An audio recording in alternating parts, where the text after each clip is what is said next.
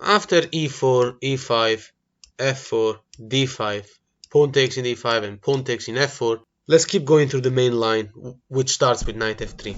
Okay, knight f6 attacking the pawn, and after c4 defending the pawn. Let's quickly have a look at this line so that we can move on to the next variations. As mentioned, c6, and as mentioned in the previous video, please go watch the previous video if we want to understand more about the King's Gambit. It's best to watch them one at a time, starting from the first as opposed to the last. Like when you buy a book, for example, you wouldn't start from the last page unless you speak Arabic. But anyway, when the pawn takes in c6, then you take back with the knight. And in the previous video we went through d4 and the incredible lines that occur afterwards. In this case we're gonna go through the more natural bishop to e2. So let's punish this move. Black goes on with bishop to c5, stopping white from being able to castle. And this bishop is unremovable from that square because our knight, our queen and our bishop are all attacking d4, meaning that white cannot play d4. Black is already much better. After d3 here, white dreams to be able to play normal moves like bishop taking pawn in f4, but it's just too late to fix anything.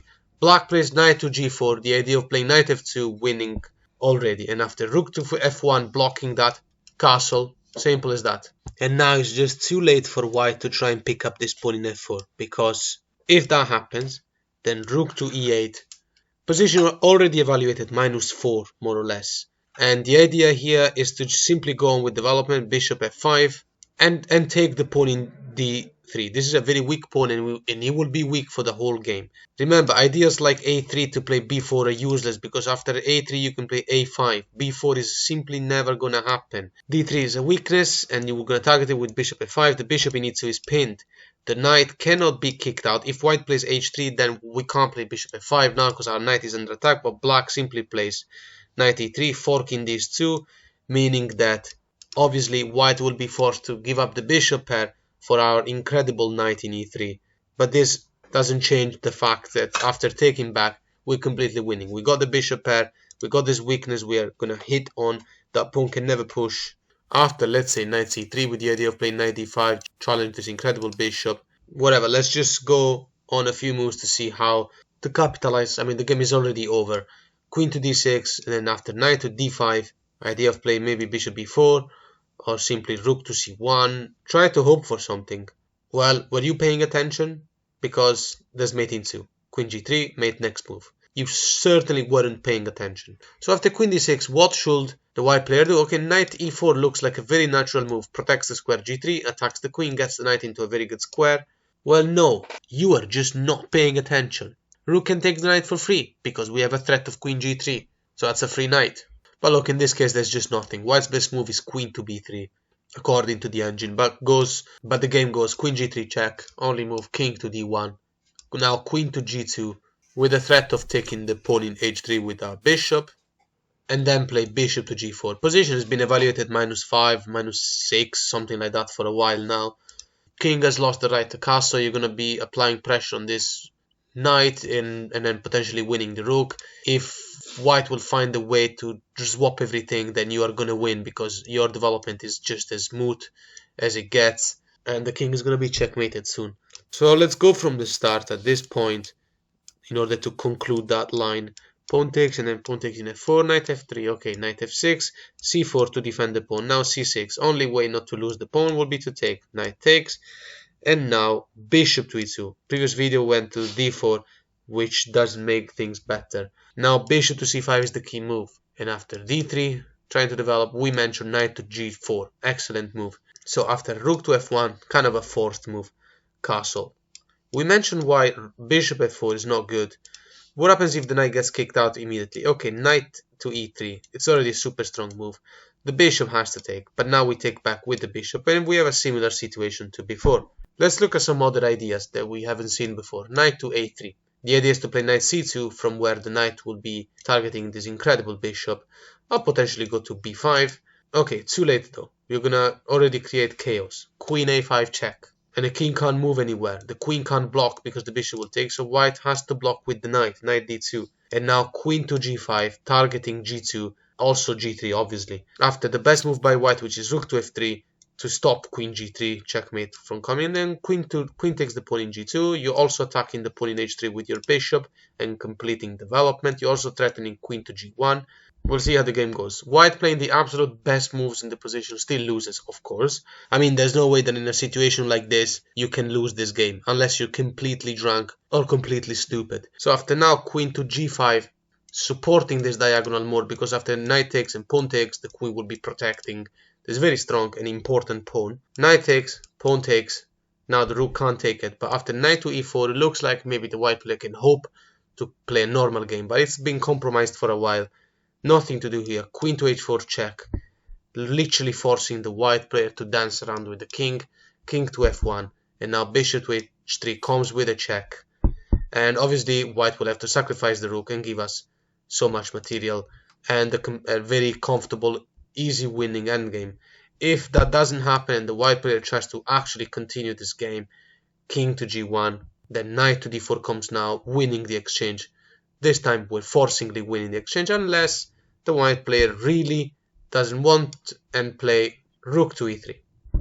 Okay, well, f5, we're attacking the knight. The knight has to move. There are no squares to go to with the knight. Well, knight to g3, you can make a fork. Whereas knight to f2 loses to queen g5 check, winning the rook. This time we are winning the rook. Or simply checkmating. Up to you.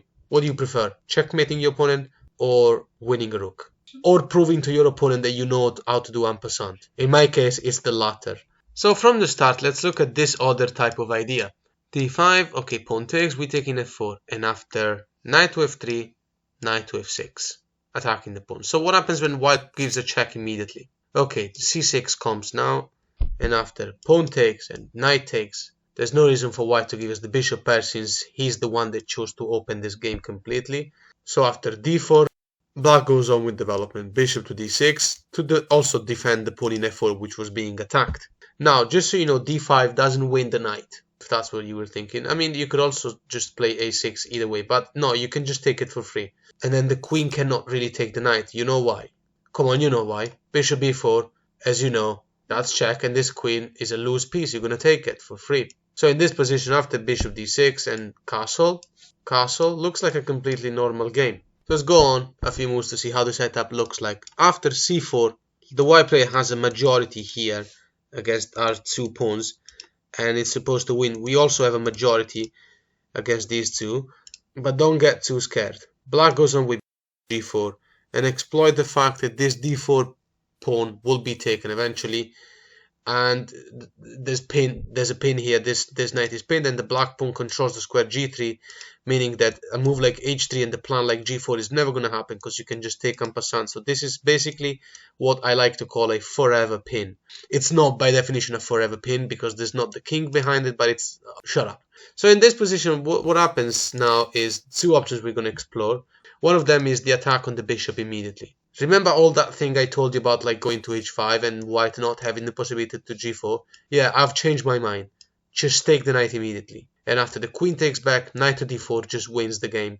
It comes with an attack on the queen, also on the bishop, and we're going to be able to destroy the pawn structure of our opponent. We're up a pawn. We should be able to play queen b6 with check and win this pawn as well. It depends on what white does. There's no counterplay. We're in a much better situation, and there's no Zwischenzug here. Because even if white... Okay, let's look at this move. Rook takes f3. It looks like the queen is still defending d4. However, black is just better after bishops to c5. The advantage is not like that amazing. It's probably like less than -2. But still, we are going to win material now. The pawn obviously is pinned. And the funny thing is white can't really just develop this bishop, let's say, and win more material. Because queen d4 wins the game immediately. You see, it's a check. And you can't really block or move the king because then you would lose the queen. So you have to take. But then after bishop takes with check, making a fork, you're winning the pawn in b2 and also the rook in a1. And earlier in this position, straight after bishop c5, the rook can't really take the pawn in f4, for example, because in case you didn't realize, the threat here was this one, and it's a massive one. You're threatening some nasty discover checks. This check will win the bishop.